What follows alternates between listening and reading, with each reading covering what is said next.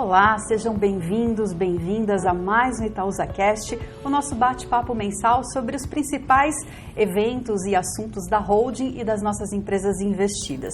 E a conversa de hoje será com o nosso diretor-presidente, Alfredo Setúbal, e vamos falar sobre os resultados desse primeiro trimestre e outros avanços que tivemos no período. Alfredo, muito obrigada pela sua presença. Obrigado a você, vamos lá. Vamos começar falando sobre os resultados, então, né? A Itaúsa, no primeiro trimestre de 2023, registrou um lucro líquido recorrente de 2 bilhões e 671 milhões de reais, mantendo-se estável em relação ao mesmo período do ano anterior. E as nossas investidas também, né, Alfredo? Foram muito bem. A gente tem aqui um dado de um resultado recorrente de 3 bilhões, que representa 5% de aumento em relação ao mesmo período do ano passado. O que você poderia destacar, trazer para os nossos acionistas em relação aos avanços, esse resultado positivo que nós tivemos? Bom, acho que a gente teve de fato um resultado muito bom, menor que o do ano passado, quando a gente compara nominalmente um ano contra o outro, porque nesse primeiro trimestre nós não fizemos nenhuma venda de ações da XP. Então isso faz com que o nosso resultado seja basicamente o resultado das nossas investidas, né? Eu acho que o grande destaque do período desse primeiro trimestre foi o Itaú Unibanco. O banco teve um resultado muito bom, principalmente quando a gente compara com os nossos concorrentes tradicionais. O resultado foi excepcional, o lucro do Itaú Unibanco, todas as provisões feitas para perdas de crédito, aumentos de receita, índice de eficiência muito positivo. Então, eu acho que o banco foi o grande destaque do período, o que é bom porque é o nosso maior investimento, tá certo? E nas outras empresas a gente vê mais dificuldades, né, na economia, com a alta taxa de juros. Isso tem feito impactos relevantes nas vendas da Dexco, principalmente na área de DECA e revestimentos cerâmicos, e na própria Alpargatas também, com uma perda de renda, por causa da inflação nesses últimos 2 anos foi mais alta. A gente percebe uma queda de poder aquisitivo das pessoas, e isso se aplica bastante no caso da Alpargatas, com queda de vendas. Vamos falar então sobre remuneração aos acionistas, que é um tema muito recorrente, né, que a gente Sempre recebe muitas dúvidas nas nossas redes sociais. Durante o primeiro trimestre do ano, a Itaúsa ela teve um bom desempenho, um desempenho bastante resiliente, o que se refletiu positivamente nos valores repassados aos nossos acionistas na forma de juros sobre capital próprio, né? Eu tenho aqui um dado que a gente totalizou 31% de payout. Eu gostaria que você comentasse, né, o que isso significa para os nossos acionistas e o que eles podem esperar em relação ao recebimento de proventos. Bom, acho que esse é sempre, como você colocou, um tema bastante recorrente para os nossos acionistas, né, para os nossos investidores. E acho que a boa notícia é que a gente tem aumentado o payout, né, ao longo dos últimos trimestres. O banco também tem pago mais dividendos, mais JCPs, então isso ajuda a aumentar o payout que a Itaúsa faz diretamente para os seus acionistas, e passamos a declarar, junto com o banco, JCPs trimestrais, né? O banco mudou a política, de maneira que o banco declara agora trimestralmente JCPs maiores e não mais aquela concentração que havia em agosto e março, né?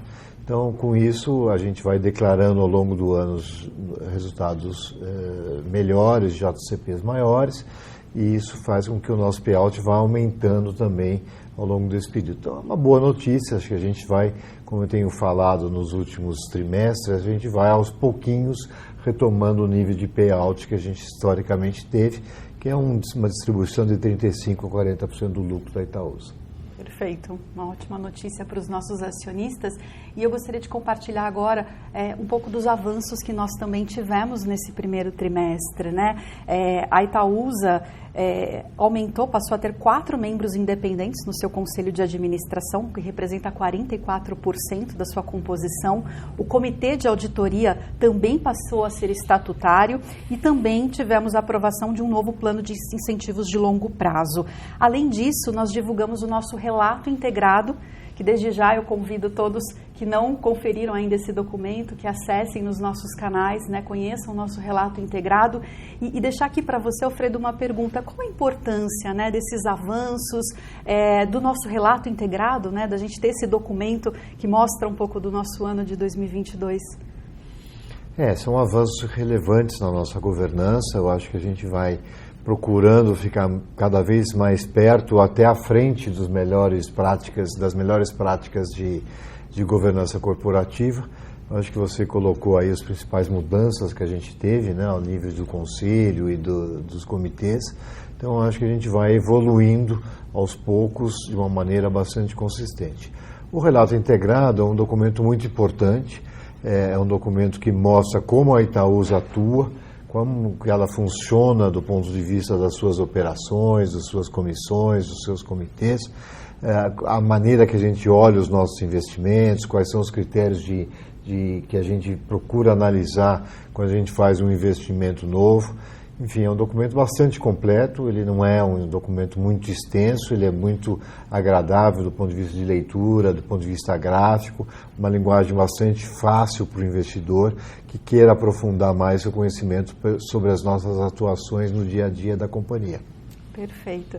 E caminhando já para o encerramento, né, do nosso bate-papo, você gostaria de deixar alguma mensagem para os nossos acionistas? A gente pode falar de alguma perspectiva já para futuro, cenário macroeconômico? Um cenário macroeconômico, a gente tem visto já nos últimos trimestres um cenário bastante desafiador, né?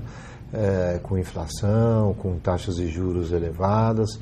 Eu acho que são cenários que exigem um grau de atenção muito grande por parte das nossas empresas, principalmente do Itaú Unibanco, de maneira que a gente possa controlar a inadimplência. Nós temos uma carteira de crédito extremamente grande, então hoje a gente tem que olhar isso com lupa, né, como dizem, de maneira que a gente não incorra em perdas de crédito muito relevantes. Felizmente, os modelos do banco de crédito têm funcionado bastante bem.